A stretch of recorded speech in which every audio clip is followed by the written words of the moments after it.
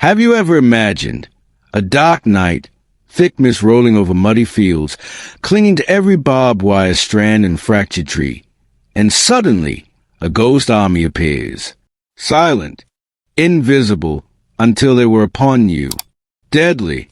This is a harrowing story of Jan Muller, a young Allied soldier, barely more than a boy, and the night he first heard those chilling footsteps in the dark, a night when the very face of war was irrevocably altered.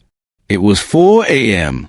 on the bleak morning of March 21st, 1918, deep within the scarred landscape of the Western Front in northern France.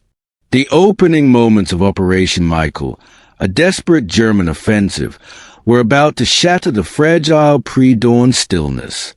Mist hung heavy, cold and damp, a shroud over the trenches. For a tense, agonizing moment, the guns were still, the silence almost suffocating. Then suddenly, the earth shuddered. Not a distant rumble, but a violent, concussive wave that ripped through the ground beneath Jan's feet.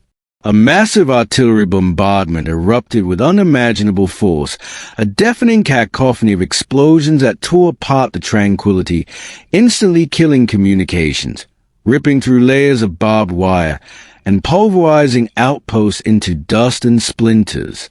Jan lay cowering in the trench, his ears ringing from concussions, his heart a frantic drum against his ribs. He instinctively grasped for the wire fence ahead, the last meager defense against the unseen enemy, but it was too late.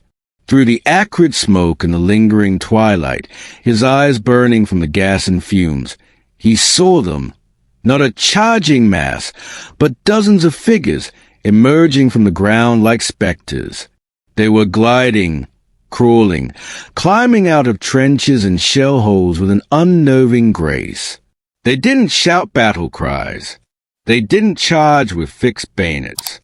They moved like shadows, fluid and menacing. In their hands, stick grenades, compact light machine guns, and unfamiliar submachine guns. A new, terrifying arsenal, deadly tools for a new, brutal kind of war. Jan's eyes continued to sting, but he clearly heard the distinctive clatter of grenades hitting wood and earth, punctuated by sporadic, precise bursts of gunfire that echoed through the choking air.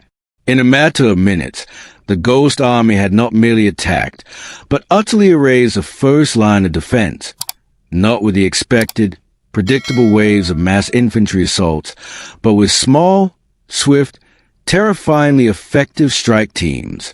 They slipped behind the bewildered enemy lines, blew up critical artillery posts, severed vital communication cables, and left behind them a chilling trail of chaos and utter demoralization. Jan crawled deeper into the mud, his breath shallow, his heart a hummingbird trapped in his chest. He couldn't fully comprehend the horrifying efficiency of what was unfolding.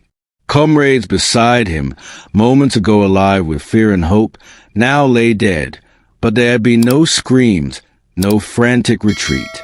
Just a profound, unnatural silence. A bit of smoke curling upward. Pockets of fresh, dark blood staining the earth. He tasted fear, a sweet and cold metallic tang on his tongue, in the pale, burgeoning morning light. March 21st, 1918, the day the Sturmtruppen, the German stormtroopers, fundamentally changed the very nature of warfare forever. They didn't need hours of pulverizing, heavy bombardment to soften targets. Just minutes of surgical precision. Just a cover of darkness. As chronicled by *1914-1918 online, WW1. Jan somehow survived that night. He didn't know how many of his fellows had fallen around him. He didn't know which squad would even manage to hold the next trench, or if there would be a next trench to hold. He only knew his own heart still beat, his lungs still pumped the cold air, and he was, improbably, still alive. 18 agonizing hours later, new Allied troops finally poured in, moving in the wake of the devastating Ghost Army, meticulously clearing trenches, checking for prisoners amidst the debris, and solemnly burying the dead. Officers, shaken but impressed, called it a revolutionary breakthrough, a victory achieved not by overwhelming mass assault and brute force, but by unprecedented stealth, surgical precision, and a series of decisive, lightning-fast strikes. For Jan, the war stopped being a cacophony of loud bombs and thunderous charges. It transmuted into something far more insidious, a silent, knowing dread. It began, he knew, with those quiet, unsettling footsteps echoing eternally in the dark. In the harrowing days that followed, Jan heard fragmented reports of other asterisk Sturmtrupp and asterisk units, striking like phantom limbs across the front. They appeared like ghosts, emerging from the mist and shadow, moving with the unsettling sway of trees in a cold, unseen wind, armed with their deadly grenades, their compact submachine guns, their new, devastating trench mortars. They didn't wait for orders to reinforce or regroup. They moved with an unsettling autonomy, driven by a singular purpose: to crack defenses, to infiltrate deep behind enemy lines, to destroy key positions, and, most effectively of all, to spread absolute panic. But the Ghost Army, despite its terrifying impact, didn't last indefinitely. By late 1918, the relentless demands of the war began to show. Ammo ran critically low. The elite troops were depleted and exhausted, and their daring advances often stretched precariously beyond their already strained supply lines. Slowly, inexorably, the war returned to its grinding, familiar pattern. The static trenches, the heavy artillery barrages, the brutal, endless attrition. Yet that night, that first, chilling night Jan heard those footsteps in the dark, had already fundamentally changed how wars would be fought for generations to come. Jan did survive the war.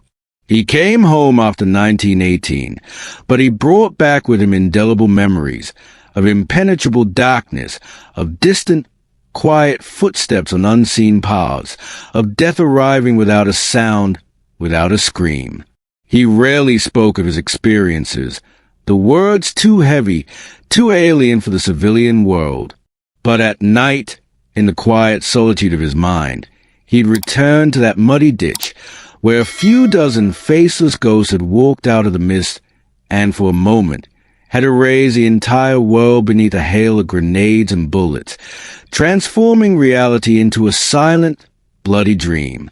If this hidden tale of history stirred something in you, please leave a like and subscribe so we can continue to bring more of these profound, often forgotten stories to life.